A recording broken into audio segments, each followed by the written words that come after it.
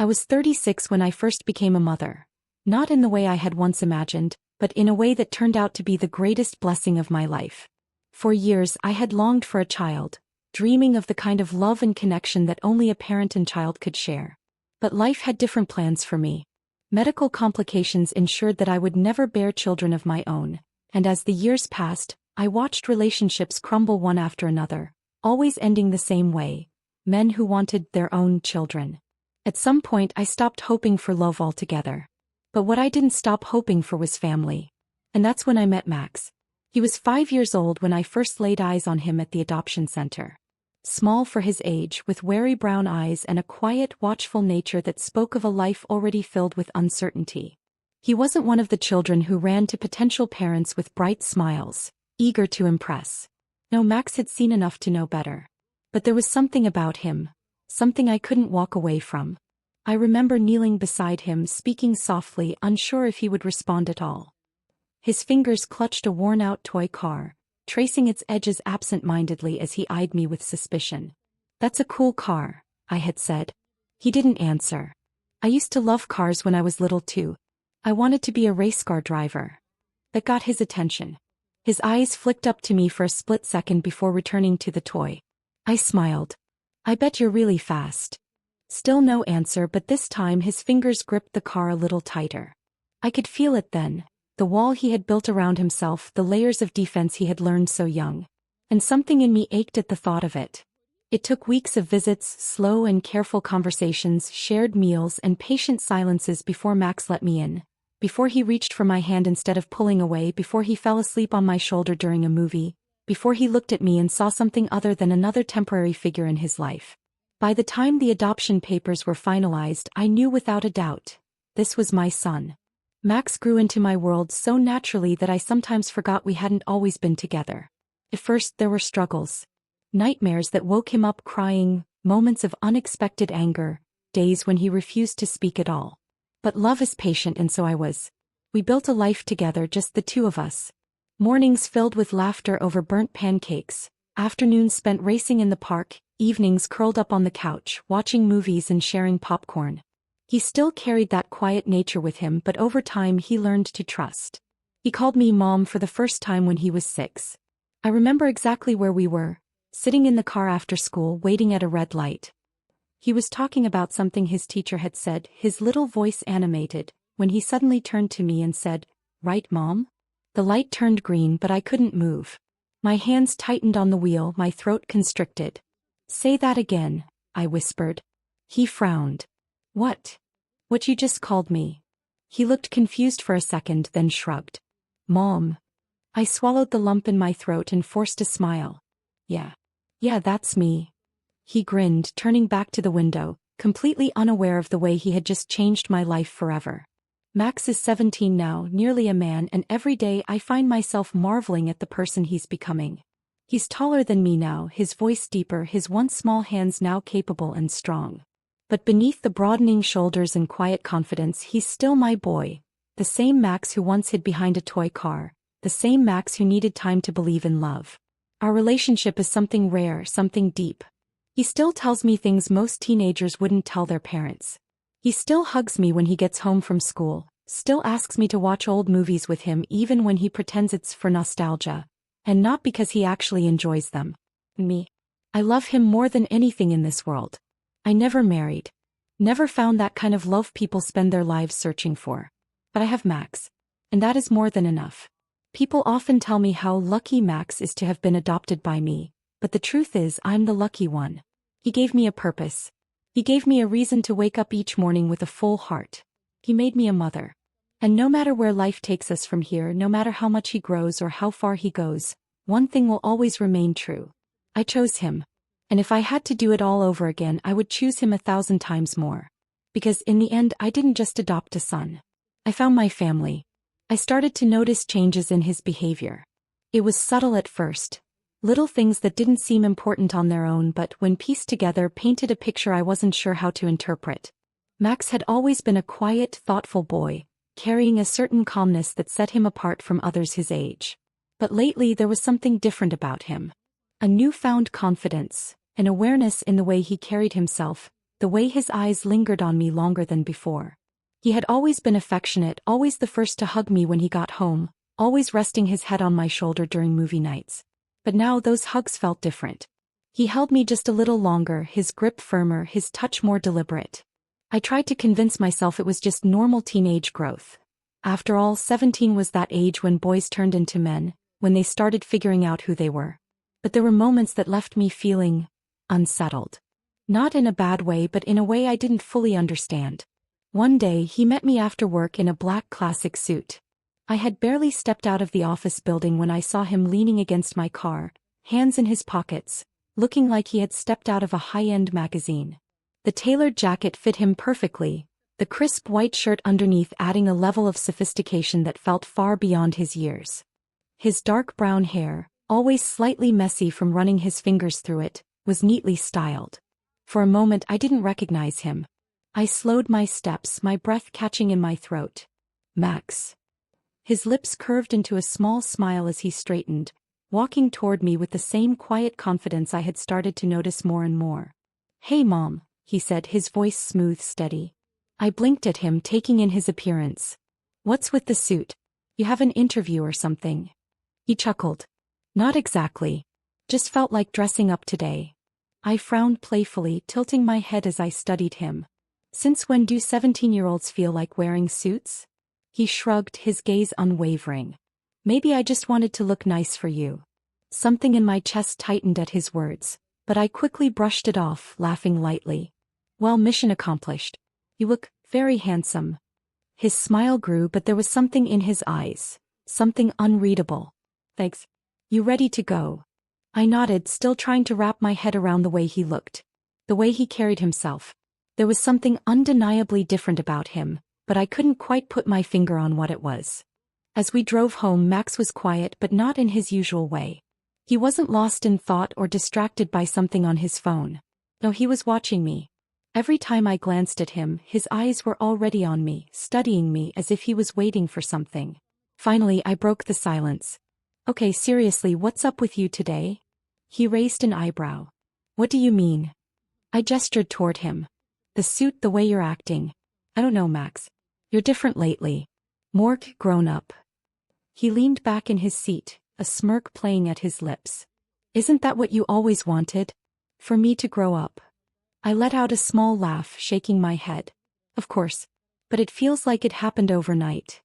"Maybe I just realized some things," he said, his tone softer now. I glanced at him again, feeling that strange tightness in my chest return. "Like what?" He hesitated, and for a moment I thought he wouldn't answer. But then his voice dropped just slightly, just enough to make the air between us feel heavier. "Like how much I appreciate you." I swallowed. "Max, you don't have to say that. I know you appreciate me." "I don't think you do," he said, turning his gaze back to the road. "Not the way I mean it." I gripped the steering wheel a little tighter, suddenly feeling like I was standing at the edge of something unknown, something I wasn't sure I was ready to face. The rest of the drive home was filled with quiet, unspoken words, and I found myself wondering if I had been blind to something that had been right in front of me all along.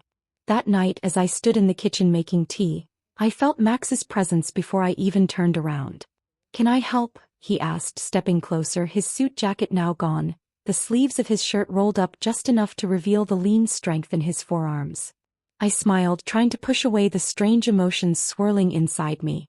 "I think I can handle pouring hot water, but thanks." He didn't move away. Instead, he leaned against the counter, watching me in that same unreadable way. "You work too much," he said after a moment. I let out a soft laugh.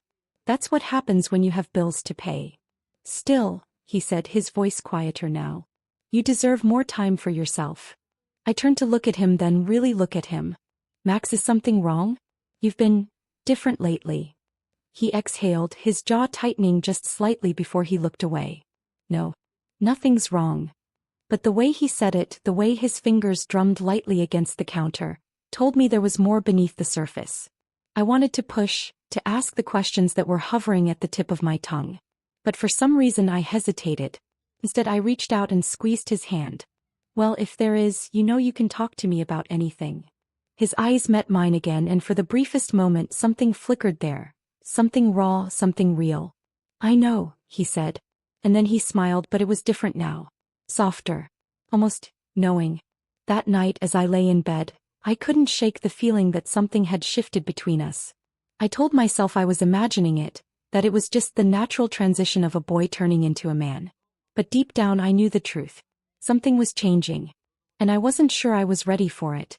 The next day Max invited me to the jacuzzi. It was a Saturday afternoon, one of those lazy days where time seemed to slow down. The sun filtered through the curtains in golden streaks, and I had just finished folding laundry when Max appeared in the doorway, dressed casually in swim trunks and a towel slung over his shoulder. "Hey Mom," he said, leaning against the doorframe with that same quiet confidence that had started to feel more and more pronounced in him lately. "Come outside with me. You never use the jacuzzi anymore." I blinked at him, surprised. "The jacuzzi?" "Yeah," he said, his lips tilting into a half-smile. "It's a nice day and you've been stressed lately. I think you could use some relaxation." I let out a small laugh, shaking my head. "I appreciate the invitation, but I have things to do, Max." "Like what?" he challenged, raising an eyebrow. I hesitated. He had caught me. I didn't really have anything pressing to do. Just small distractions, things I busied myself with out of habit. It had been a long time since I took a moment for myself, and maybe he was right. "Come on," he pressed, stepping forward. "Just for a little while. It'll be nice." There was something warm in his expression, something reassuring. I sighed, giving in. "All right, fine. Let me get changed." His smile widened as he turned toward the backyard. "I'll be waiting." I slipped into a modest swimsuit, wrapping myself in a lightweight robe before heading outside. The jacuzzi was already bubbling, steam rising into the crisp afternoon air. Max was already inside, his arms stretched out along the edge, his head tilted back in relaxation. He looked so at ease, and for a moment I just watched him, marveling at how much he had grown. "You gonna stand there all day, or are you getting in?" he teased, cracking one eye open. Shaking my head with a chuckle, I stepped into the warm water, letting it envelop me. The tension in my muscles eased instantly and I exhaled, settling into the corner opposite Max. "See?" he said, watching me with a knowing look. "Told you this was a good idea." I rolled my eyes. All right. You win. It does feel nice." For a while we sat in comfortable silence, letting the warmth and the gentle bubbling of the water fill the space between us. It was peaceful, the sound of birds chirping in the background, the occasional rustle of the wind through the trees. "You work too hard," Max said suddenly. His voice was soft but firm, his eyes steady on mine. I let out a breath, tilting my head back against the rim of the jacuzzi. "That's life, sweetheart. Someone has to keep the lights on." He frowned slightly. "Yeah, but you never take time for yourself. When was the last time you actually did something just because you wanted to?" I opened my mouth to answer, then hesitated. The truth was I didn't remember. "See?" he said as if reading my thoughts. "It's been too long." I smiled slightly, shaking my head. "And you decided to change that by dragging me into the jacuzzi?" He grinned. "Step 1. I chuckled, shaking my head at his antics. But there was something about the way he was looking at me. Something deeper than just playfulness. It was in the way his gaze lingered, in the way his body language had changed lately. There was a closeness between us now, a shift in the air that I couldn't quite name. I didn't want to overthink it. So instead I closed my eyes and let the warmth of the water wash over me, letting myself relax for the first time in a long time. Max. He just watched me, silent and steady, as if he was waiting for something. The warmth of the jacuzzi surrounded us, the steam rising into the crisp evening air. The silence between us was not uncomfortable but thoughtful, as if both of us were lost in the same quiet moment. The water bubbled gently around us, the soft hum of the jets filling the space where words failed. Then Max spoke. "Do you believe in soulmates?" I opened my eyes, glancing at him across the water. His expression was unreadable, his gaze steady, his lips barely curved in the small smile he often wore when he was thinking deeply about something. The question caught me off guard. "In soulmates?" I echoed, buying myself time to think. "Yeah." His voice was calm, but there was something behind it. Something careful, as if he was treading lightly into unfamiliar territory. I tilted my head back, staring at the dusky sky. "I don't know," I admitted. "I used to. When I was younger, I thought there was someone out there for everyone. Someone meant just for them." He was listening intently. I could feel it. I sighed. But then life happens. You grow up, and you realize that love isn't as simple as fairy tales make it seem. I smiled wistfully. Maybe it's not about fate. Maybe it's just about finding someone who chooses you over and over no matter what. I turned my head toward him. His brown eyes were locked onto mine, quiet and intense. What if soulmates aren't about romance? He asked. I frowned slightly. What do you mean? What if soulmates are just the people who understand you better than anyone else? The ones who feel like home no matter where you are. My heart softened at his words. That's a beautiful thought, I said. And yes, in that case I do believe in soulmates. His expression didn't change, but something flickered in his gaze. Something deep and unspoken. He shifted slightly, resting his arms along the edge of the jacuzzi. You've always been there for me, Mom. I smiled. Of course, Max. That's what parents do. He exhaled a quiet laugh, shaking his head. No, not just as a parent. As a person. I stayed quiet, waiting. You believed in me before I ever believed in myself. You gave me a home when I didn't think I'd ever have one. You chose me. His words settled in my chest, warm and heavy. I'd choose you again, I said softly. His eyes darkened slightly, a shift in the air between us. Me too, he murmured. For a moment neither of us spoke. The sun had fully set now, and the only light came from the soft glow of the pool lamps and the golden hue spilling from the house. Then, so quietly I almost didn't hear it, he said, "Marry me." I blinked. My breath caught. What? I let out a short, breathy laugh, assuming he was joking. Max, what are you talking about? His gaze didn't waver. Marry me, he repeated, his voice calm, steady. My heart skipped a beat, confusion swirling in my mind. Max. I'm serious. I stared at him, trying to understand, trying to grasp the weight of what he was saying. His expression remained unreadable, but there was something in his voice. Something real. You don't have to be alone anymore, he said. I know you gave up a lot to raise me. I know you put your whole life on hold for me. His voice softened. But what if you didn't have to anymore? Tears burned at the edges of my vision. Max. Sweetheart, I love you, but you don't have to. I know what I'm saying, he interrupted gently. I know you love me. And I love you more than anything in this world. He exhaled slowly. You're the most important person in my life.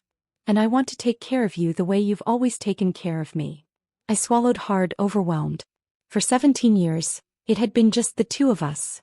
Against the world, against every challenge life threw our way. He was my son, my heart, my reason for everything. But as I looked at him now, at the man he was becoming, I realized that somewhere along the way, I had stopped seeing just the little boy I once held in my arms.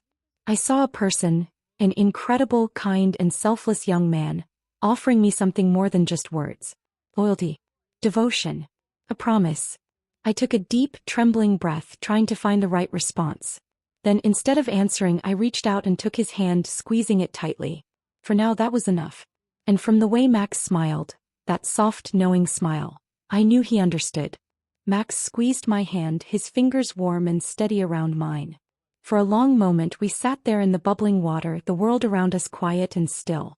I could feel the weight of his words settling between us, a promise of devotion and care, not the kind bound by romantic ideals, but the kind that comes from years of unwavering love and trust.